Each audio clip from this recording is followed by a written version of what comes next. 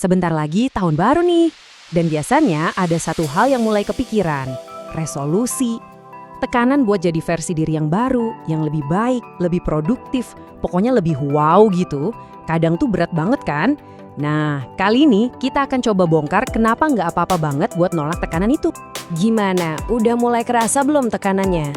Ngelihat teman-teman di media sosial udah pada bikin rencana besar, terus kita jadi ngerasa, wah gue harus ikutan juga nih. Perasaan kayak gini tuh wajar banget kok, dan tenang aja kamu nggak sendirian. Dan ini dia pesan utama kita, sebuah pengingat yang tulus. Di tengah semua tuntutan buat terus berkembang dan jadi lebih baik, coba deh kita pegang erat pesan sederhana ini. Kadang-kadang ya, cuma bertahan dan menjaga kewarasan itu sendiri udah jadi sebuah pencapaian yang luar biasa loh. Oke, yuk kita bedah lebih dalam lagi. Kita bakal mulai dengan ngelihat kenapa sih resolusi-resolusi gede yang sering kita buat itu malah seringnya jadi bumerang buat kesehatan mental kita.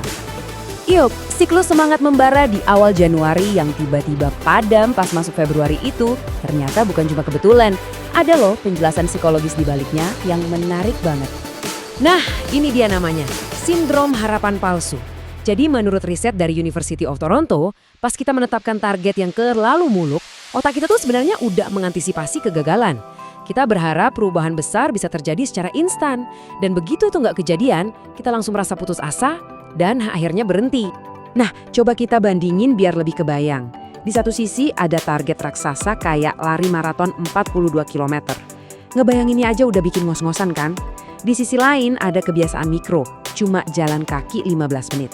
Ini jauh lebih bisa dicapai, nggak nakutin, dan bisa dibangun pelan-pelan. Nah, disinilah bedanya antara menyiapkan diri untuk gagal dan menyiapkan diri untuk berhasil. Sekarang kita geser sedikit ke faktor eksternal. Ternyata tekanan ini tuh bukan cuma datang dari dalam diri kita sendiri, tapi juga kuat banget pengaruhnya dari budaya di sekitar kita. Kamu mungkin pernah dengar istilah ini. Budaya produktivitas beracun itu adalah gagasan bahwa kita harus terus-terusan sibuk dan produktif biar dianggap berharga. Wah, ini bahaya. Coba deh kita cek tanda-tandanya. Pernah nggak kamu ngerasa bersalah pas lagi santai atau istirahat? Atau merasa perlu pamer pencapaian di media sosial biar divalidasi sama orang lain? Nah, ini bisa jadi gejala kita terjebak dalam budaya ini. Jadinya, kita bikin resolusi bukan buat diri sendiri, tapi buat ngebuktiin sesuatu ke orang lain. Dan ini adalah pengingat yang perlu banget kita tanamkan dalam diri. Harga dirimu itu nggak nempel sama seberapa banyak checklist yang berhasil kamu centang, kamu itu berharga apa adanya, terlepas dari daftar pencapaianmu untuk tahun depan. Titik. Oke, setelah kita paham masalahnya, sekarang kita masuk ke solusinya. Gimana caranya kita menetapkan tujuan dengan cara yang lebih sehat dan berkelanjutan? Jawabannya ada pada perubahan yang super kecil. 1%. Kelihatannya kecil banget ya, hampir nggak berarti, tapi justru disinilah letak kekuatan yang sebenarnya. Jadi, poin utamanya gini, lupakan aja deh perubahan drastis 100% dalam satu malam.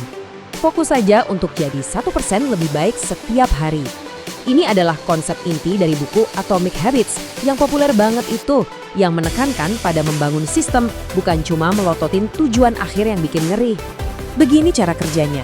Kamu mulai dengan sesuatu yang kecil banget, gampang banget, sampai rasanya mustahil buat gagal. Terus, lakukan itu secara konsisten setiap hari. Seiring waktu, perbaikan-perbaikan kecil ini bakal numpuk dan menghasilkan perubahan yang besar banget. Mirip efek bola salju gitu deh. Secara psikologis, ini juga masuk akal banget.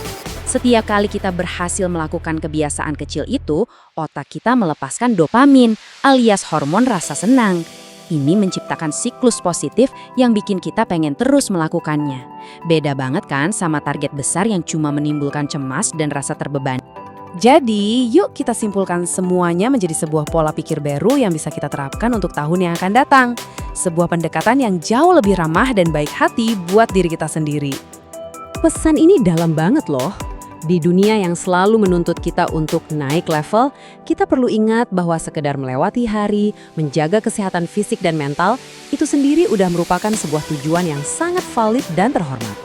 Daripada memaksa diri dengan resolusi yang berat-berat, gimana kalau tahun ini kita berjanji untuk lebih mendengarkan kebutuhan diri kita, memberikan ruang untuk istirahat, dan merayakan kemajuan sekecil apapun itu? Dan sebagai penutup, aku mau meninggalkan kamu dengan pertanyaan ini. Bukan target besar yang mengubah hidup, tapi satu hal kecil, sederhana, dan baik yang bisa kamu lakukan untuk dirimu sendiri. Coba deh pikirkan, dan mungkin bisa bagikan di kolom komentar. Mari kita mulai tahun depan dengan lebih banyak kebaikan dan lebih sedikit tekanan.